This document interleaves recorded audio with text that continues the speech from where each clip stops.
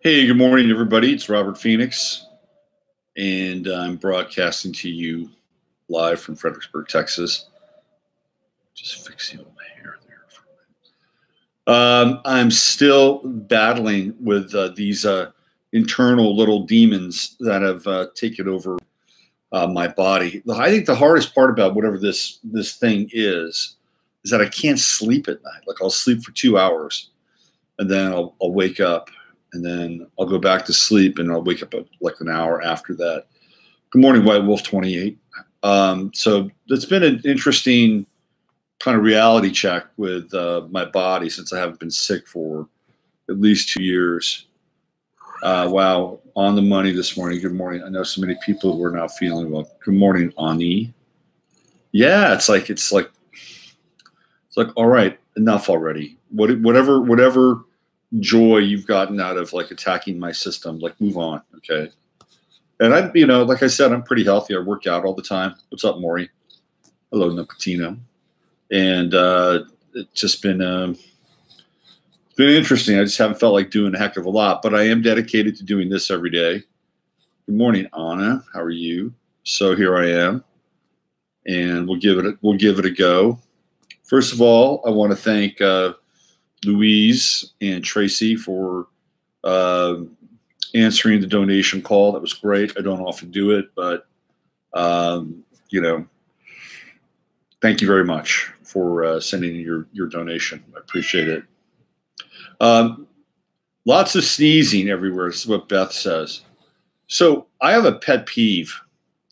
One of my pet peeves is people that work in public and who go to work sick, particularly restaurants. I mean, what is a restaurant thinking? Hey, Sticky Marks. I'm Anne Marie. Oh, hi. Hope you're feeling better. I'm getting there. It's like last night I felt like, man, I got this thing kicked. I was in bed all day yesterday. I did the Chinese food special, and then last night I said, okay, I'm going to go to bed early. I'm going to pop 3 melatonin, see if I can just stay asleep. But it's really the sleep thing that I think that's been the most troublesome. But anyway, so I go to this restaurant in town, and I'm in there on Saturday, and the bartender is, she's serving us food and drinks. Like, she's sick. Like, the bartender is sick. Yeah, anybody who's like, if you're, look, I know, like, you probably need that day to work. I get it. I totally get it. Like, the $150 you'll make is you'll put up with being ill, but you're being ill with the rest of us and sharing whatever you have. Try the honey and turmeric wrap overnight on your chest. Okay. Honey and turmeric night wrap. That's right. I have some turmeric. I need to drink some turmeric, which means I have to go to the store and get some rice milk or something like that. Anyway, so yeah, my pet peeve is people who are at public gigs and they're sick, and they have to, serve you or do something. It's like, please do us all a favor and stay home. And yes, if you have a child who's sick, keep your child at home. Don't spread the germs with the other kids at school. Do whatever it takes. Take a day off. Be with your kid. Use it as a day off time. The problem. Here's the problem. The problem is that our margins are so thin in this society, because for some people, missing a day of work is actually a really big deal. Like, that salary for that day can impact their month because our margins are so thin. And I'm not looking to have some kind of like socialist wet dream come in and solve that, but we've got some issues. And the issues have to do with the fact that we just don't have a lot of leeway or latitude. So yeah, some places will hold it against you if you don't show up. That's true. That's true. But the dining at this place, it's a nice place. It's not a dump. On Saturday, it was kind of a nightmare. because not, here's where the Virgo in me kicks in. So I'm sitting there and I'm watching this bartender. And by the way, I've been in there before when she's not sick, and she's really not a pleasant person. She's one of these people that has kind of a bit of an attitude, but it's kind of like an attitude that's mixed with my life is fucked up and hard. Have you ever run across people like that? Like they've got something going on in their life, they've got something going on in their life, and they're kind of edgy, but they're also like weirdly vulnerable, And so I sat there and I watched her, and it's like, and I would be, I'm not an asshole. So I was being, cordial and pretty kind to her. And I just, got these weird vibes coming back from her. And then this guy comes up and he asks for a sample of beer so he could take it out to one of the tables. And she does it in such a way where she's feeling like really put out. And then the guy kind of overcompensates and says, "Oh, hey, thanks a lot, da da da da da," right? "Hey, good morning, Charles." So he overcompensates in that moment to try to make her feel better. And I watched this interaction. You should pay attention to this. You should pay attention because there are people that do this. And what they will do, and Beth says victim mentality. It's a weird passive-aggressive victim mentality that basically allows them to be angry and a victim simultaneously. Try that one on for size. And then, because, we thought, well, she's having a bad day. So in that moment, what did we do? Well, we started to talk to her and, kind to her, whatever. And it was like, okay. Then I saw what she did with that guy. I'm like, this is a weird psychological ploy. Sorry you crossed paths. It's okay. I see life as a laboratory, and I see life as like people where we can learn from what they do, especially if we can perhaps even see it inside of ourselves at times. So what I saw was the angry victim. And it's the victim who can still feel victimized, but still has a chip on the shoulder, still has an edge, and gets people to overcompensate to make sure that they feel better. Because there's this weird mixture of volatility and vulnerability. It's very strange. Very, very strange. So just keep your eyes out for stuff like that, Just don't buy into it. And then this guy comes by and he takes a beer from the bar. And I watch him, and he puts his hands on the top of the beer, top of the glass. And I waited on tables. He never do shit like that. Rosie's having a hard time this morning. Well, sorry. You never do stuff like that. You put your hand on top of the beer. It's like, no, come on. I mean, that place was just swinging and missing, for like an hour. Anyway, we got bigger things to talk about. I want to make sure that I capture all 29 people that are here and present. So I wanted to talk a little bit about the California fire stuff. Last night, big deal. I was watching the football game, San Francisco 49ers. They had the Paradise Valley football team there. A lot of these kids lost their homes, and it's really brutal what's going on in California. I ran across a really interesting post that somebody, I would never go back. I have lots of Good morning, Chris and Steve. Yeah, I'm not sure I'm going back to that place. By the way, I can be merciless on Yelp. I can be totally fucking merciless on Yelp. I have some epic Yelp reviews anyway. I ran across this post on Facebook. A friend of mine sent it to me, Patty from Las Vegas. And, we've all been able to kind of piece things together, directed energy weapons. Hey, Jennifer, Agenda 21. Agenda 2030, it's all making sense, moving people around, getting people off the land. So there's this one guy who put this post together, and he's been following this for 9 years now. And what he found out was the path of these fires essentially mirrors the path of the California high-speed rail. And that what they're doing, because this rail is going to go through people's homes. They're not going to take it way out to the Central Valley and then whip it around and bring it back in. Yeah, those dew photos showing up on Facebook are really compelling. Yeah, I mean, we see these structures that are completely burnt and everything around it seems to be relatively okay. And to this day, I still have not heard any cause of these fires, both in Northern and Southern California.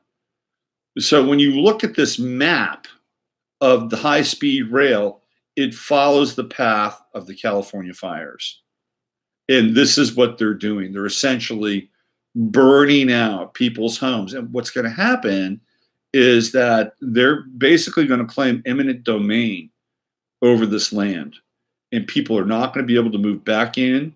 And probably more importantly, they're not even going to get any insurance money for their homes. And this is a total scam, a total scam. And, you know, I don't know what to do, because part of me is like, you know, we've got to do something for these people. I mean, they're being manipulated, pushed around, they're being burnt out of their homes. People are dying. I mean, this is beyond disaster capitalism. You know, this is murderous. And now we're into this territory where it's like total tinfoil hat stuff. But I think enough people in California are getting switched on, and they're figuring this out. And I hope they find a way to make some kind of statement in some ways, some kind of statement. They've got Gavin Newsom, who's now the governor of California. He's a total empty suit. There's nothing there. He's just a party boy from San Francisco. They're going to run him up the flagpole for president one of these days. Paradise was full of elderly retired folks. Well, what are they going to do? You know, where are they going to go? This is what goes on all over the world, and now it's really being rolled out in our country. Yeah, there's no. I mean, we've seen this, right? This is California's one version of it. We saw it in New Orleans. We saw it with Katrina. It was total disaster capitalism. You know, they blew those levees and they unleashed the water, and you know, they moved all those people out. They moved them out because they had generational real estate and they weren't going anywhere. And the developers wanted their real estate. They wanted their homes. That's exactly what happened. So it's been going on here too. But the fire stuff is it's so onerous. And I can't even begin to think or feel, you know, why or what these people are going through. Man. It's a bit depressing, I have to say. I'm not sure how we can work with these people, to be honest with you. All I know is that a lot of them are really switched on, and some of them are probably motivated enough to make a case. I think the real culprits here are PG&E in the state of California, Jerry Brown, right? It is demoralizing. It's totally demoralizing. If you live in California, it is totally demoralizing. You know, and this is where, you know, these people need like superior support systems, and good luck with that state. They won't get shit. Morning, Justice. Anyway, I just wanted to take some time out just to tell you what I found on Facebook yesterday and how some of you are just showing up here. Deborah Tavares was talking about an EMF that mentioned Paradise. What is it? Memo? Was it a memo? Mentioned Paradise and PG&E between Rothschild and Anno back in 2011. SGT uploaded it short about it yesterday. Yes, she's been doing some amazing work on PG&E and the Rothschilds. They own most of the utility companies in this country. I mean, it makes total sense, doesn't it? They're into power. I mean, this power is power. That's where the real power is in the grid. Let's see. Look what happened in Santa Rosa after last resort. Many people lost homes, and absolutely, these people aren't going back. You know, could you imagine? Because a lot of those people, let's say for instance, email. That's okay. Let's say for instance, you bought a house in Santa Rosa for $200,000, and you bought that house back in, say, 1980, which is quite possible, by the way. You could have bought a nice $200,000 home in Santa Rosa, and the value of that home prior to it going to being turned to cinders would probably be around, say, $600,000.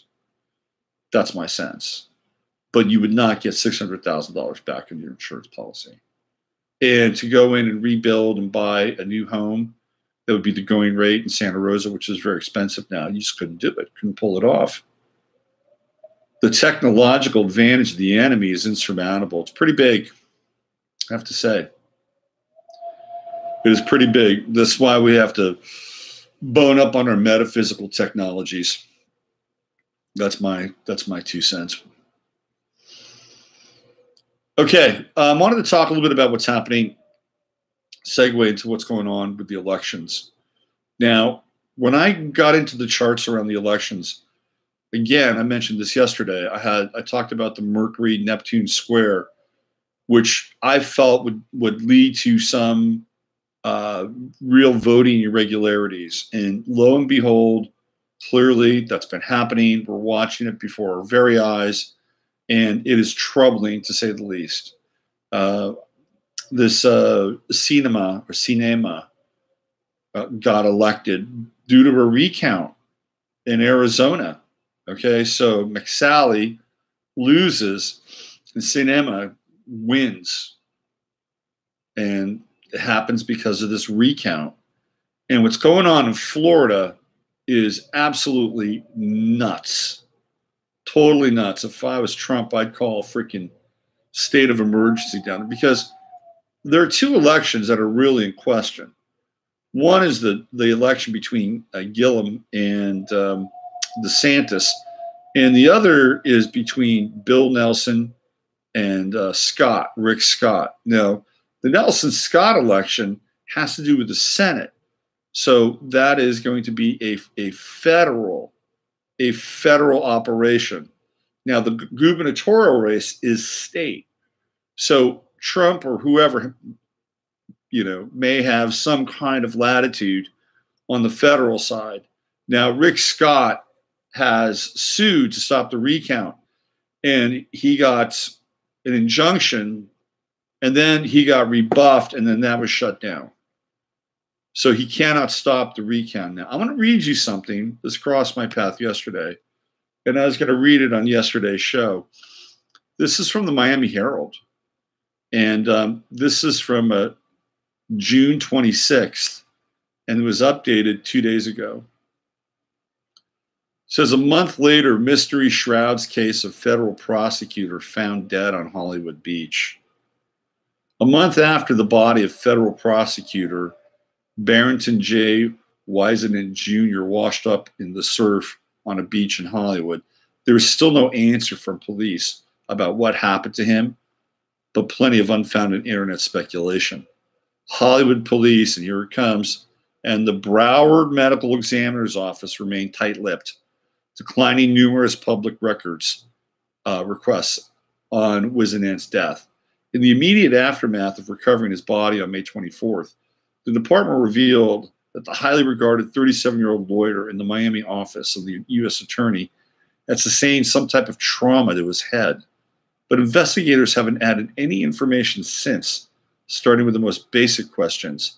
Gunshot or something else? Question mark. Suicide or homicide? Question mark. Detectives are still actively investigating it and are waiting for new evidence to come in, said spokeswoman Miranda Grossman, explaining the department's silence. The wait for an explanation about what might have happened to the Miramar father of 3 has left friends and former colleagues searching for clues themselves, and has frustrated some family members. One relative, Angela Paget, the aunt of Barrington's wife, contacted the Miami Herald to ask about progress in resolving what she said the family believes was a murder by a gunshot to the head. The coroner told Barrington's wife that he had a gunshot wound in his head when they turned his body over to the family in late May for funeral services, said Paget lives in Georgia. She said she was concerned a family member who has not gotten a good night's rest since parent Barrington was killed. Wisenant's immediate family members, including his wife, Ebony, a doctor who teaches at Florida International University's medical school, and his parents, both Jacksonville physicians, also did not return calls and emails seeking comment on a death that remains shrouded in mystery. The lack of information from authorities has opened the door for internet fringe sites that traffic in unfounded political conspiracies. Ooh. But there's little evidence in the real world or in Wisenant's personal and professional background to suggest someone would target him. Colleagues scrutinizing his past during a 13-year career as a lawyer, most dealing with asbestos lawsuits, found only one that had sparked any obvious friction. Wisenant, acting as guardian ad litem in a Miami-Dade family court custody case, was granted a restraining order against a father who wrote him threatening emails a year ago. But there was no indication that the case in family court, where legal disputes can be highly emotional, is even registered on the radar of Hollywood investigators. One of the things that this guy was involved with is, I'm going to throw you out some of the discredited theories. Of course, I'm going to throw the newspapers always want to throw out a discredited theory. It makes their news look better.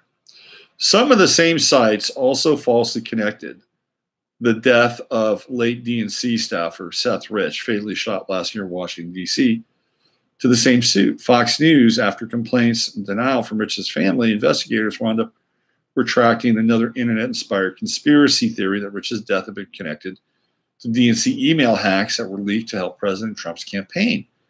The Wisenant postings focus on the fact that the prosecutor died in the South Broward district of Congresswoman Debbie Schultz, who was the chairperson of the DNC during the primary season. People close to Wisenant say they have seen the postings and are disgusted with the exploitation of his death, saying he had no connection to the DNC case. For most of his career, he'd been in private practice. Wisenant, a graduate of the University of Florida Law School, had worked as a state prosecutor in Jacksonville and later for almost a decade at a Miami civil law firm before joining the U.S. Attorney's Office in January. I find that type of behavior disgusting and offensive. See, I don't understand this. Why? Okay, listen here. If somebody close to me died under suspicious circumstances, I'd want to know everything. And I'd be willing to listen to just about anybody. And I would use, my filter to the best of my ability. Look, to each their own, but I wouldn't find it disgusting and offensive. But they're going after it, right? They're really going after this thing. Apparently, this guy is somehow involved and somehow connected to what was going on with Broward and voting. Okay. The Miami Herald, what a piece of trash. Total piece of trash. So now it's a suicide. Why would this guy commit suicide? Why would he commit? How would you like to be that family? It's like, well, how'd you like to be Ebony, his wife? Could I have been a better person? I didn't listen enough. Talk about a disservice. There's something fishy about that thing. Something fishy. Speaking of fishy, I wanted to read this to you guys. So check this out. The guy who basically has become the next generation author of virtual reality, his name is Palmer Luckey. He invented Oculus, which are the headgear and the immersive 3D environment experience. Anyway, Oculus was bought by Facebook. And in 2016, this guy Palmer Luckey was one of the big players in Silicon Valley, huge.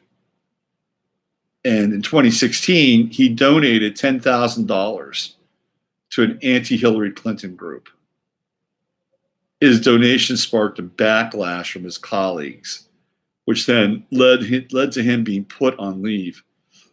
And 6 months later, he was fired. So this guy, Palmer Luckey, donates $10,000 to an anti-Hillary group.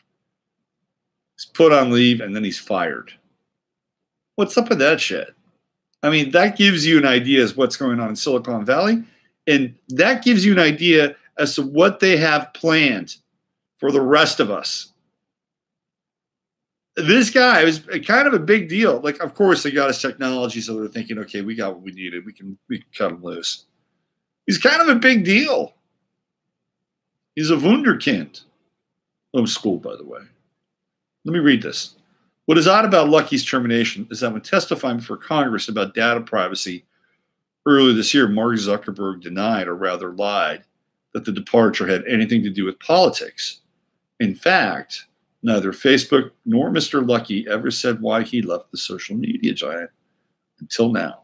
According to a report from the Wall Street Journal, Luckey told People the reason for his termination from that bastion of apolitical impartiality, Facebook, was his support for Donald Trump and the furor that his political beliefs sparked with his employer in Silicon Valley.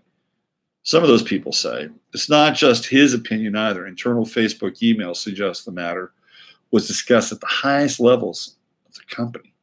In the fall of 2016, as unhappiness over the paltry donation simmered, executives at Facebook, which according to Open Secrets has spent over $60 million on lobbying this past decade, including Zuckerberg, pressured Mr. Luckey, check this out, to publicly voice support for Libertarian candidate Gary Johnson, despite Mr. Luckey's years-long support of Trump.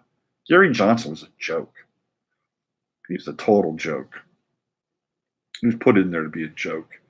At that point, Luckey, 26, allegedly hired an employment lawyer who argued to Facebook that it had violated California law and pressuring the executive to voice support for Johnson for punishing an employee for political activity. Not long after, Luckey and his lawyer negotiated a payout of at least $100 million.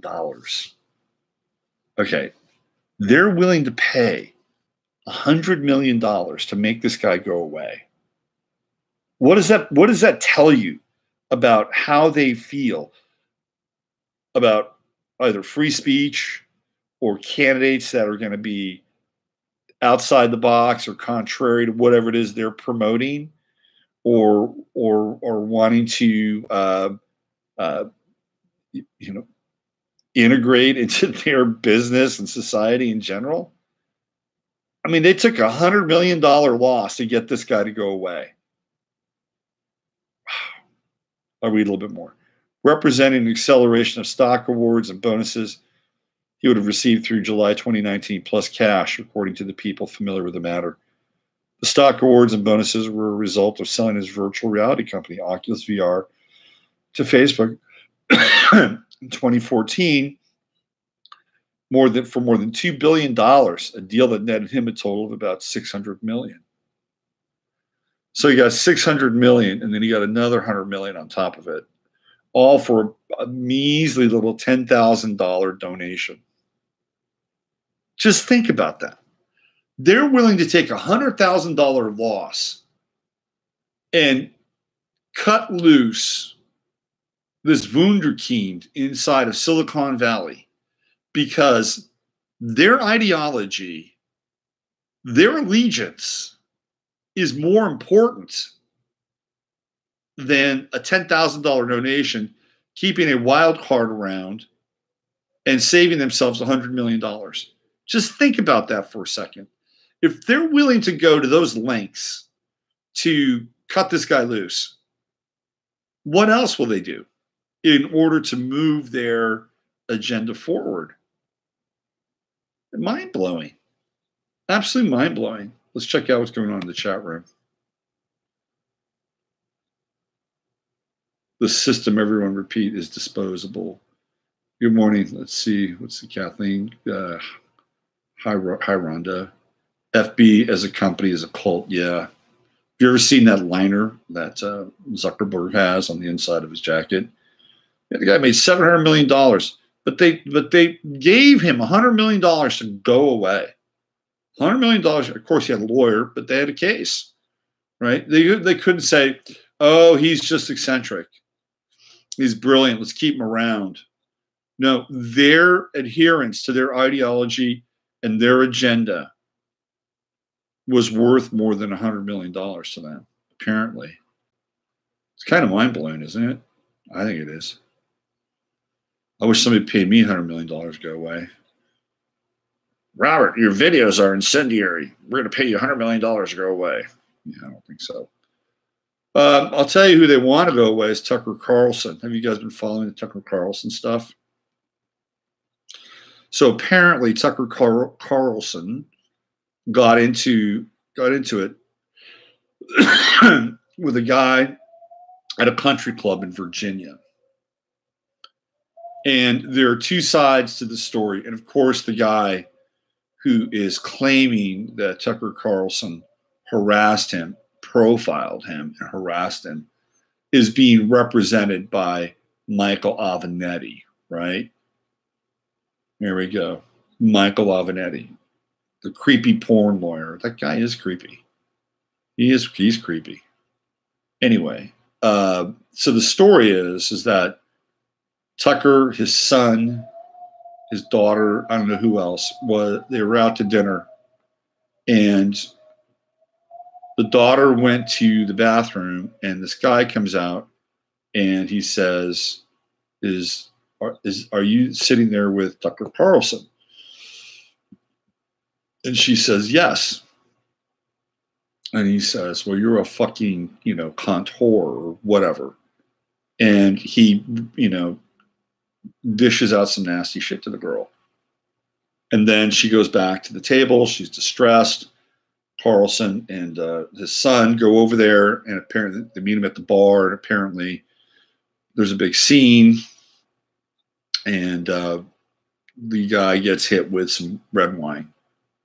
And I haven't seen the video. Apparently there's video. And Michael Avenatti is probably was setting Tucker Carlson up. The guy was probably planted there. Avenatti could teach the devil or a thing or two. But if you look at Avenatti, he looks like positively satanic, by the way. You could just see like that guy in a hood, like in a red hood, right? He's just got that look about him. I thought SN and AQ took care of Avenatti. And he's still out there. He wants to be president. This guy wants to run for president of the United States. Heaven help us. So I think he was set up. He got this guy. He's Latino. He's gay. He's total, makes a perfect victim. And they're going after Tucker Carlson. They want Tucker Carlson off of Fox News. They want to dox his ass and trap him. Now, in the days that have followed, Fox News has not been tweeting anything. Like their Twitter feed has come to a complete and screeching halt.